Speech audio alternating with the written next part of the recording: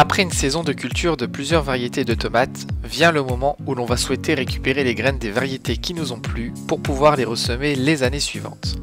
Mais quelle technique utiliser pour obtenir des graines bien propres, qui ne collent pas et avec un haut pouvoir germinatif, mais aussi quels fruits choisir? Voilà quelques points auxquels nous allons répondre en vous donnant un exemple de ce que l'on pratique dans l'association. Alors bonjour et bienvenue à tous dans cette vidéo, et voici les explications. Tout d'abord, il faudra veiller au choix du fruit et vérifier sa conformité, c'est-à-dire que les critères du plant et surtout du fruit soient bien présents. Ici voici une Riccio di Parma, un fruit qui est mûr à point, cela est très important pour obtenir des graines qui sont matures et qui auront un haut pouvoir germinatif. Cette Riccio di Parma, après vérification, correspond bien à la description. Alors il faut savoir que les formes des fruits peuvent fortement varier au sein d'un même plant, mais il faut vraiment que la forme globale soit là, et il faut également choisir un fruit au calibre standard de la variété en termes de poids. Aussi, afin de réduire considérablement les risques que la fleur ayant donné le fruit que vous avez choisi ait été croisée avec une autre variété par un insecte, vous pouvez, c'est ce que l'on fait dans l'association pour réduire considérablement ce risque, utiliser des petits sachets d'organza pour ensacher vos bouquets de fleurs au début de la croissance de vos plants, au début de l'été, pour récupérer par la suite les fruits de ce même bouquet, tout en n'oubliant pas quand même de vérifier ces critères de conformité.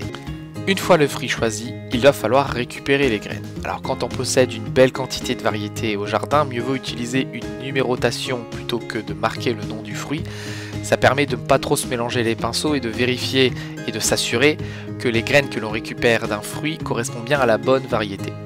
Vous pouvez utiliser soit des étiquettes ou un marqueur directement sur la peau de la tomate. L'étape suivante consiste à couper le fruit et tout simplement extraire les graines avec vos doigts, un couteau, une cuillère, et en récupérant le moins de chair mais le plus de jus possible. Vous pouvez couper le fruit dans le sens de la longueur ou de la largeur, vous faites comme bon vous semble et vous prendrez l'habitude qui vous convient, mais l'ensemble sera versé dans un récipient type gobelet en plastique que vous pourrez réutiliser ou même en verre. Lui aussi sera numéroté ou au nom de la variété que vous récoltez. Il ne faut surtout pas hésiter à ajouter un peu d'eau pour les variétés n'ayant que trop peu de jus. Sinon, avec l'évaporation lors de la fermentation, l'étape suivante, les graines vont coller au fond. On veillera bien sûr à rincer les ustensiles ou ses doigts entre chaque fruit pour éviter que les graines qui collent parfois sur ces derniers ne se mélangent dans les nouvelles graines du nouveau fruit que vous allez faire par la suite. Pour éviter le gâchis, le reste du fruit pourra servir à votre guise à la confection de sauces, de coulis ou de soupe. Chacun sa méthode à ce stade. Il n'y a pas de conseil particulier, extracteur de jus, pressoir à tomates ou autre technique, c'est à vous de voir. Mais vous pouvez tout simplement cuisiner, cuire les déchets que provoque cette technique. Les gobelets sont ensuite mis dans une caisse pendant que la fermentation opère. Cette dernière prendra entre 1 et 3 jours selon les températures et elle permettra d'enlever la couche gélatineuse et colorée qu'il y a autour des graines afin que ces dernières ne collent pas et aussi supprimer le rôle anti-germinatif que cette gélatine possède.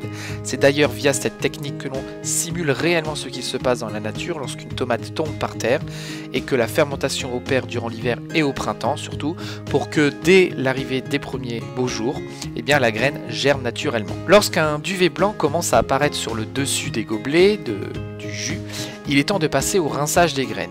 Il ne faut pas attendre trop longtemps sous peine de voir les graines germer dans le gobelet. Avec une passoire à maille fine ou chinois de cuisine, on rincera les graines en y versant l'intégralité du gobelet. Avec une pression d'eau suffisante, la chair et tout autre morceau indésirable que l'on y a mis lors de l'extraction vont facilement s'enlever. En cas de difficulté, ne pas hésiter à augmenter la pression ou utiliser, comme ici, le brouillard-jet d'un tuyau d'arrosage. La dernière étape consiste à faire sécher les graines. L'une des méthodes que l'on utilise au sein de l'association est le filtre à café, car il a l'avantage 1 de ne pas se déchirer facilement à l'humidité, 2 de sécher très rapidement, et 3 de pouvoir être stocké tel quel et facilement. Après un temps de séchage en milieu aéré de quelques jours, voire une semaine, le filtre pourra être stocké dans une boîte à l'abri de la lumière, de l'humidité et en préférant les milieux frais ou à défaut dans un placard. Elles se conserveront alors des années. Vous pouvez aussi utiliser en titre d'alternative le gobelet directement qui a servi à la fermentation pour y mettre à sécher vos graines. Comme ici, utiliser des coupelles diverses. Le but c'est que comme le mucilage, l'espèce de glu qu'il y a autour des graines a disparu, eh bien elles ne devraient plus coller.